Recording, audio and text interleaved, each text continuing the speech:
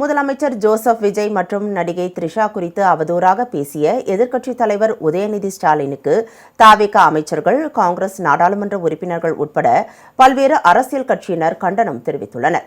மக்கள் நல்வாழ்வுத்துறை அமைச்சர் அருண்ராஜ் வெளியிட்டுள்ள எக்ஸ் தள பதிவில், சுட்டு போட்டாலும் நாகரிகமாக பேச வராது என்பதை உதயநிதி ஸ்டாலின் தஞ்சாவூரில் மேடை போட்டு ஒப்புதல் வாக்குமூலமாக கொடுத்திருப்பதாக கூறியுள்ளார்.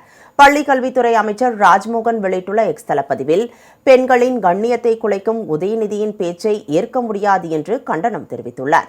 தொழில்துறை அமைச்சர் கீர்த்தனா வெளியிட்டுள்ள எக்ஸ் தள பதிவில், பெண்களை இழிவுபடுத்தும் அரசியல் மொழிக்கு தமிழ்நாட்டு பெண்கள் ஒருபோதும் இடமளிக்க மாட்டார்கள் என்றும், பெண்களின் கண்ணியத்தை காயப்படுத்தும் பேச்சுகளுக்கு ஜனநாயக ரீதியாக தக்க பதிலை அவர்கள் வழங்குவார்கள் என்றும் தெரிவித்துள்ளார்.